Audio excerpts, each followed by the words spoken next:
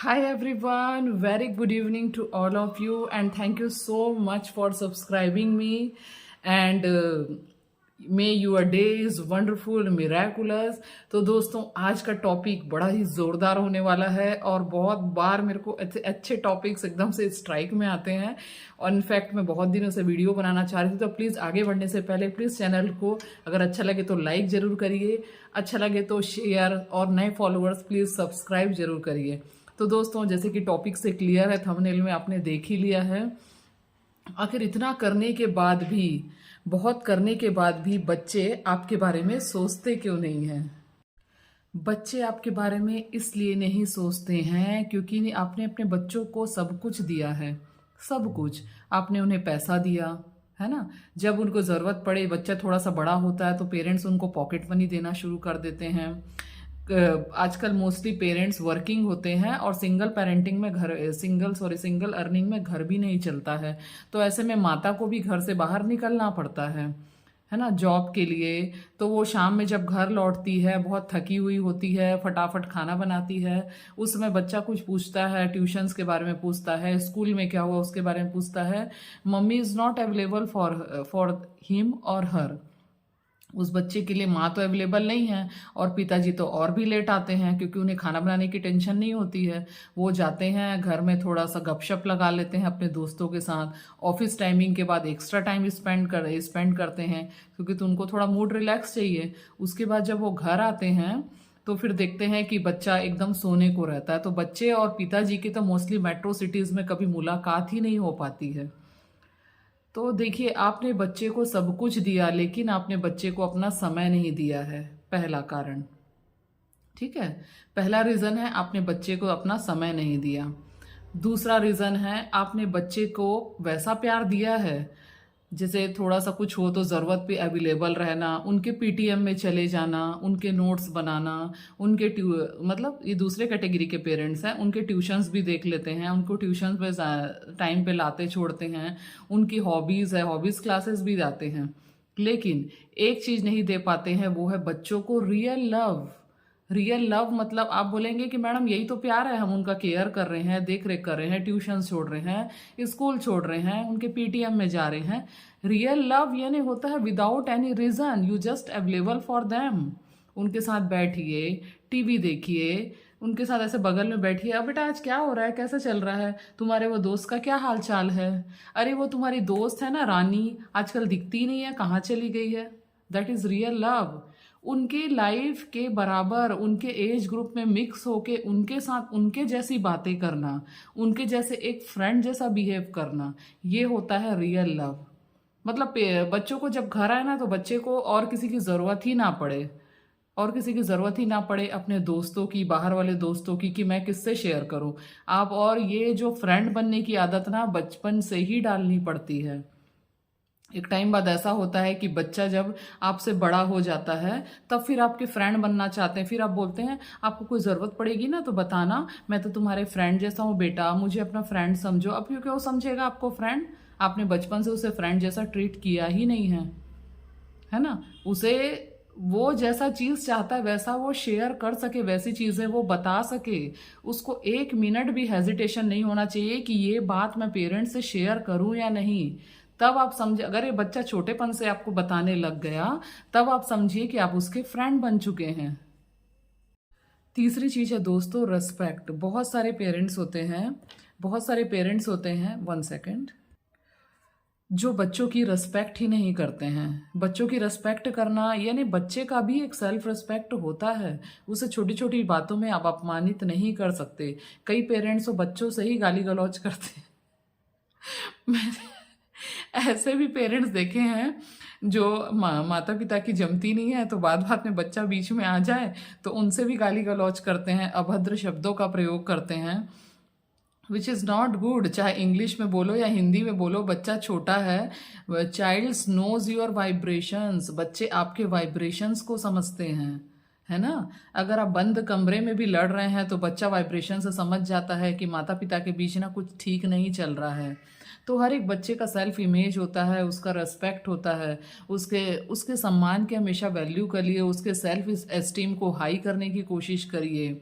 कभी वो एग्ज़ाम दिलाता है, नंबर कम आ जाते हैं, तो वहाँ पे उसे डिग्रेड मत करिए कि तुम्हारे नंबर कम आए हैं इतने, मैंने तुम्हें इतना पढ़ाया, रात रात जग के पढ़ाया, सुबह 4 बजे उठा मैं तुम्हारे लिए, रात में 11 बजे तक मैं तुम्हारे लिए जगा, तुम्हारे लिए सब कुछ किया, मैंने कल तुम्हें पूरा रिपीट करवाया था ना, फिर तुम्हारे आज नंबर कैसे कम आ गए? देखो पड़ोसी के बच्चे को देख लो, कितने अच्छे नंबर आए हैं, वो तुमसे कम पढ़ता है, तुम उससे ज़्यादा पढ़ते हो। व्हाट इज़ दिस यार?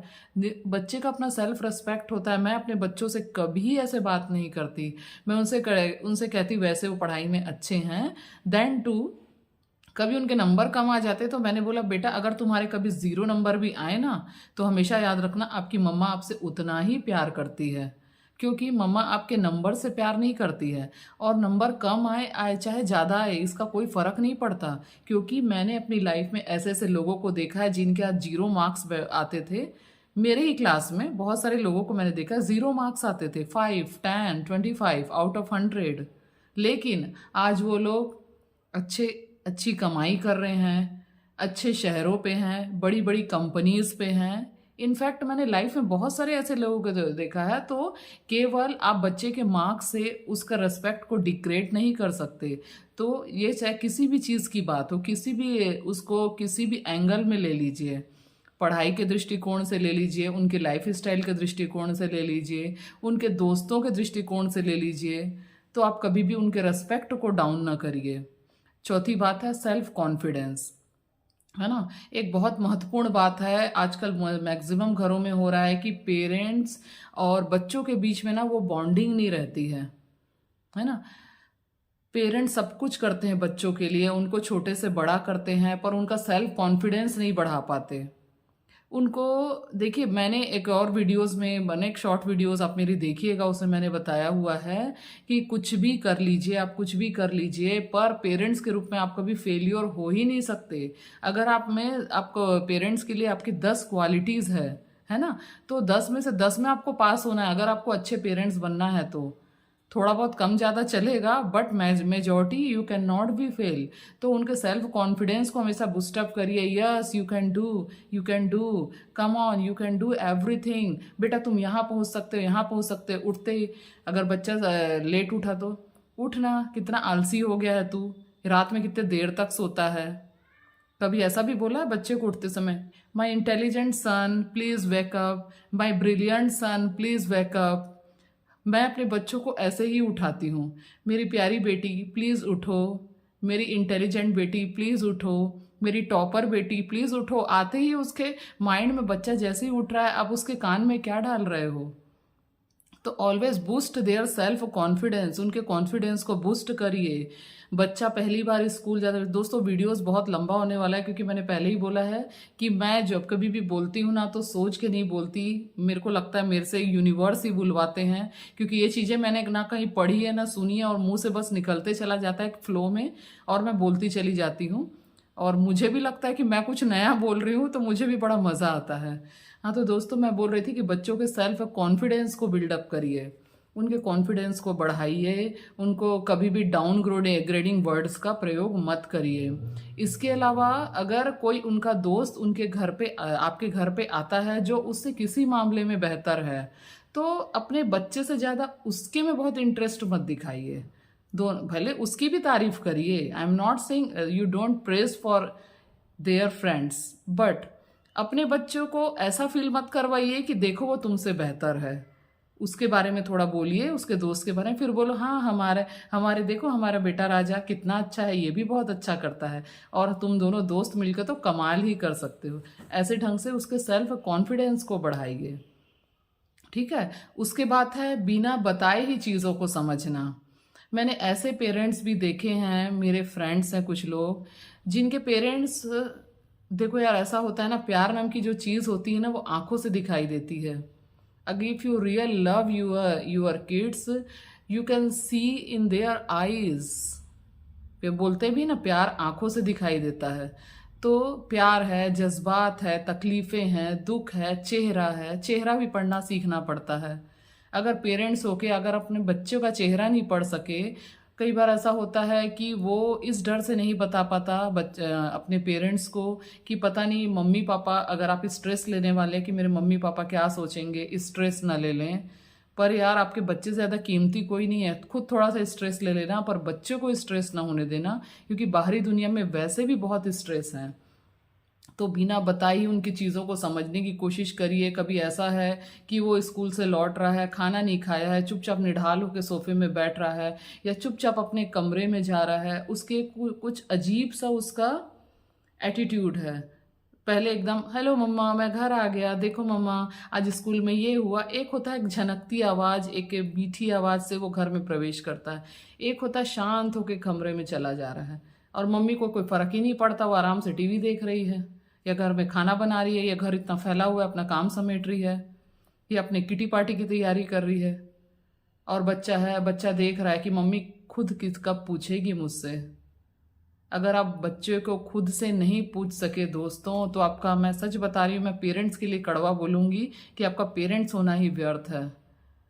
आप पेरेंट्स के रूप में कभी फेल नहीं हो सकते। अपने बच्चे को पढ़ना सीखिए, अपने बच्चे को समझना सीखिए। और मैं 100 में से 100 गलतियां पेरेंट्स को ही दूंगी। मैं बच्चे को कभी मैं देखती हूँ हजारों में लाखों में कोई एक बच्चा कभी गलत निकल सकता है, पर मेजॉरिटी टाइम्स इश्यूज में पेरेंट्स, आसपास का वातावरण, आसपास के नाइबर्स, आसपास के लोग, आसपास के सर्कल ही किसी व्यक्ति के डिप्रेशन के जिम्मेदार होते हैं। तो बिना बताए ही चीज़ों को समझना सीखिए, उनका चेहरा पढ़ना सीखिए, उनके बगल में बैठिए, उनके बालों को सहलाइए। पहले वो चीखेगा, चिल्लाएगा, नहीं बताना चाहेगा, फिर आप जब और प्यार से उसके सर पे हाथ फेरेंगे, उसके मन में झांक के बोलेंगे, बेटा मुझे पता है आज तेरे को कोई दिल में तकलीफ है, तू बोल नहीं पा रहा है, बता मुझे क्या हुआ। आपका बेटा ना बताए ना तो मेरा कल से वीडियो देखना बंद कर देना। बिना बताए ही चीज़ों को समझना सीखिए। उसके बाद है दूसरों के सामने उसकी तारीफ करना। मैंने बहुत सारे पेरेंट्स है, मैं बहुत सारे पेरेंट्स और बहुत सारे लोग देखे तो दूसरे के सामने ना तारीफ करने में, इनफैक्ट मेरे भी घर में कुछ लोग हैं मुझे भी उनसे कंप्लेन है। वो ये वीडियो देखेंगे तो समझ जाएंगे कि मैं किसके बारे में बोल रही हूँ। तो दूसरों के सामने तारीफ करना सीखिए। दूसरों के सामने मैं बहुत सारे कपल्स को देखी हूँ, अपनी वाइफ के, अपने हस्बैंड के और अपने ही घर के लोगों की तारीफ ही नहीं करते। तारीफ करने में कंजूसी क्यों यार? सोचते हैं कि सर पे चढ़ जाएंगे, या सोचते हैं अपने आप को ज़्यादा समझेंगे, या सोचते हैं कल से हमारी बात नहीं मानेंगे।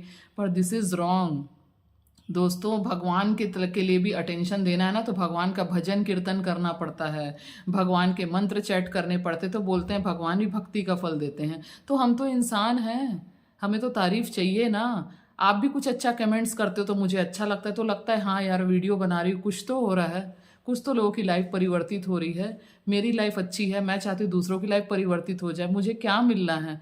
मैं डॉक्टर हूँ, अच्छे प्रोफेशन में हूँ, अच्छा कमाती हूँ। लेकिन अगर आपकी लाइफ, मेरे पास कुछ भगवान ने दिया है तो मैं उसको नहीं बांटूं तो मेरा जीवन व्यर्थ है। तो दूसरों के सामने उसकी तारीफ करना सीखिए। बच्चे की तारीफ करिए, उसके बारे में बोलिए, बेटा आई एम प्राउड ऑफ यू, बेटा तुमने आज ये नंबर, इतने नंबर लेके आए, मैंने तो तुमसे उम्मीद ही नहीं की थी तुम इतने अच्छे नंबर ला सकते हो। My god, I am so proud of you my son, I am proud of you my girl. उसने कुछ अच्छी ड्राइंग बना के मेरे बच्चे को कुछ अच्छी ड्राइंग बनाते तो मैं सारा टेंशन छोड़ के, मुझे अच्छा नहीं भी लगे, wow my daughter you are so nice, तुमने कितना अच्छा बनाया है, ये कैसे बनाया? बोलती मम्मा मैंने ना टीवी पे देख के बनाया। मैंने बोली वाओ तुमने टीवी पे देख के, बिना देखे बनाया है। उनका सम्मान बढ़ाइए, उनके बारे में कुछ अच्छा बोलिए। उसने कहा अच्छे से ड्रेसअप हुआ है, वाह तुमने कितना अच्छे से ड्रेसअप किया है, my daughter my son you are looking so beautiful. आपका बच्चा कैसा भी हो, आपके लिए सबसे खूबसूरत और सबसे स्पेशल होना चाहिए। तो दोस्तों इस प्रकार से बच्चों को मोटिवेट करिए, दूसरों के सामने उनकी तारीफ करिए। और एक और पॉइंट बताऊंगी कि do not compare, last one है, डू नॉट कंपेयर। उनका किसी के सामने कंपैरिजन मत करिए, है ना। मैंने अपनी फैमिली में कुछ लोगों को देखा है, वो दूसरों की बहुओं की, बेटियों की बहुत ज़्यादा तारीफ करते हैं। अरे फलाने यहाँ की बहू इतनी अच्छी है, फलाने यहाँ की बेटी इतनी अच्छी, देखो उनके लिए गिफ्ट लेके आई है, देखो उन्होंने ये किया है। लेकिन घर के लोगों की, घर का लोग क्योंकि घर में रोज दिन रात रहता है तो उसकी वैल्यू कम हो गई क्या, बल्कि वही आपके लिए सबसे ज़्यादा अवेलेबल रहता है। तो अपने बच्चों की सबसे ज़्यादा तारीफ करिए और कंपेयर मत करिए। Do not compare. वो अच्छा है, वो अच्छा है, जैसा भी भगवान ने सबको अलग अलग रूपों में बनाया, अलग अलग रूपों में बताया है। जैसे अलग अलग फिल्म स्टार्स होते हैं, हर फिल्म स्टार की अपनी वैल्यू है, एक फिल्म स्टार को दूसरे से कंपेयर नहीं कर सकते, उनकी अपनी क्वालिटी है। वैसे ही एक परिवार के जितने भी सदस्य हैं उन सब की अपनी अपनी क्वालिटीज़ है, उनकी अपनी अपनी विशेषताएं हैं। Do not compare them. उनके बीच कंपेयर मत करिए। अपने दो बच्चों में भी कंपेयर मत करिए कि ये अच्छा है और ये बुरा है, क्योंकि कार्मिक अकाउंट के हिसाब से हर बच्चा अपने पास्ट कर्मा लेके आ रहा है। हर बच्चा अपने पास्ट विशेषताएं लेके आ रहा है। उसने पिछले जन्म में कितना विशेषताएं थी और कितने उसमें अवगुण थे, उसकी आत्मा ने वो ट्रेवल किया और वो आत्मा आज आप एक शरीर धारण करके आपके घर पे आई है।